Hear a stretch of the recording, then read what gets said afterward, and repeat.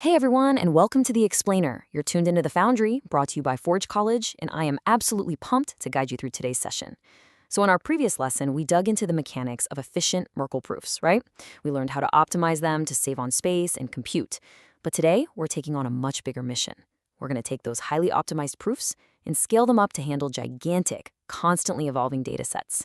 Yep, today is all about state commitments and scalability. So let's just dive right into the main bottleneck we're facing. Think about it like this. Imagine you just bought a really nice new armchair for your living room, but to get it inside, you have to completely demolish and rebuild your entire house from the foundation up. Sounds completely ridiculous, right? Well, that is literally what it's like if we try to rehash a massively evolving dataset from scratch every single time one tiny record changes. It is just incredibly inefficient. So clearly we need a better blueprint. Here's our engineering agenda for today. We'll start with the data scaling problem, look at batching updates, design some sparse trees, walk through the snapshot blueprint, and finally, wrap it up with QA and metrics. Let's get building. Starting with section 1, the data scaling problem, and why we have to move beyond single proofs. To kick things off, we really need to define what exactly we're trying to scale here, and why those single entry proofs we learned about just aren't going to cut it on their own. The whole solution revolves around what we call a state commitment. You can think of a Merkle root as the ultimate compression tool. It lets us take a massive structured tree that has millions of entries and crush it down into a single, verifiable, incredibly short digest. That tiny digest represents the entire state set at one specific moment in time. So our main goal here is to maintain this commitment, keep it perfectly updated, and do it all without totally frying our system's memory or CPU.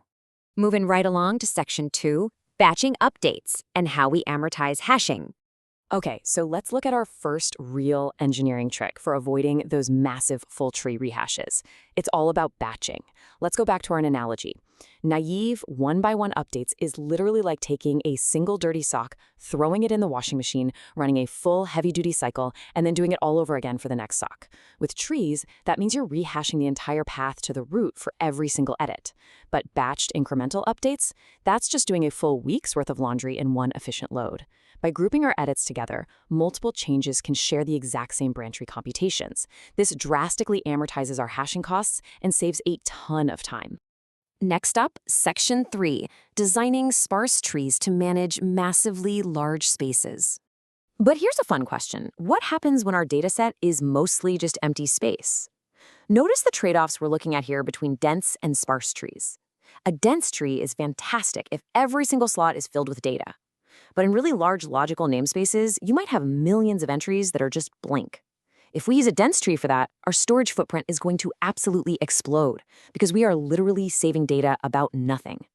Sparse trees, on the other hand, save a ridiculous amount of space by simply refusing to materialize those empty ranges on the disk. So how do they actually pull that off? They use what's called a canonical empty hash. Instead of spending all this compute building out a massive, expensive physical warehouse of totally empty shelves just in case we need them, sparse trees use a canonical zero hash to basically flag an entire aisle and say, hey, this is empty. And because this zero hash is specific to its level in the tree, we can map out these empty branches lazily. We only spend resources computing and storing branches where actual, real data lives. All right, section 4, the snapshot blueprint. Let's look at the practical architecture. Now that we've got the theory locked in, let's transition over to the assembly line. Here is exactly how we build our state tracker, step by step. First, we set up a centralized basic hashing utility. Second, we build our in-memory tree using dictionaries and caches. That way, we're only recalculating exactly what we need to. Third, we batch apply our updates to amortize the cost, just like we talked about.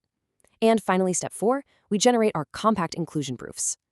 And as you dig into more programs and tracks at Forge College, you'll see this exact kind of modular, structured thinking everywhere.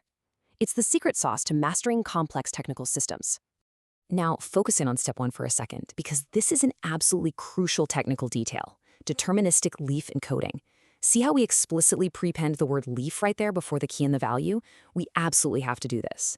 Prefixing our leaves deterministically removes any ambiguity between a leaf hash and an internal node hash. If we skip this step, a clever attacker could actually trick our verifier into thinking an internal node is a leaf and completely break the entire structure. And fast forward to step 4, this is what our actual output looks like. A compact inclusion proof object has to contain a few things: the key, the value, the path, which is basically just an array of sibling hashes, and the final root. But keep this in mind. The serialization of these sibling hashes has to be perfectly consistent. The verifier needs to know exactly which hash goes on the left and which goes on the right every single time without fail. Finally, Section 5, QA and metrics. Time to test this system out. Speaking of verifiers, let's step off the assembly line and into quality assurance. We have to prove that these scalable inventions actually hold up under pressure. If you're the verifier, you have to follow this strict sequence. Step 1. You recompute the leaf hash using the key and value provided.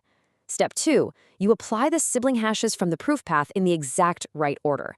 Seriously, one tiny mix-up in left versus right concatenation here, and you will ruin the whole proof. And step 3, you check if your final computed result actually equals the provided root. To guarantee our code is rock solid, we run through a really strict regression testing checklist. We make sure our on-disk snapshot roots match the expected golden sequence. We assert that our proofs are verifying programmatically across hundreds of different batches. We verify that our incremental cost savings are real and measurable. And, arguably the most important one, we thoroughly test for tamper detection. Let's talk about that tamper detection for a second, because here's the absolute deal breaker. Mutating even a single byte in a proof must cause the verifier to return false. It has to fail. If a proof is tampered with, it strictly breaks the cryptographic link all the way back to the root. And honestly, that guaranteed failure is exactly what proves the absolute security of our snapshot. Okay, so what is the payoff for all this heavy lifting? Take a look at this massive metric straight from our tests. 78.4%. That is the exact amount of storage savings we saw when we used our sparse tree variant instead of a naive dense full snapshot approach. Just by lazily evaluating those empty branches, we saved nearly 80% of our total disk space. It's a real game changer. I want to leave you with this quote because it perfectly sums up everything we've covered today. Treat branches as shared work you can amortize, and treat a Merkle root as a versioned pointer to a snapshot. If you take away anything today, let it be those mental models. Batching optimizes your compute. Sparse trees optimize your storage. And the root itself, that is your lightweight, completely secure anchor to the truth. And that brings us right to the edge of our next frontier. Now that our state is scalable, highly compressed, and super efficient, how on earth do we make it secure against network forks and chain reorganizations? Well, that is exactly what we're going to tackle next time.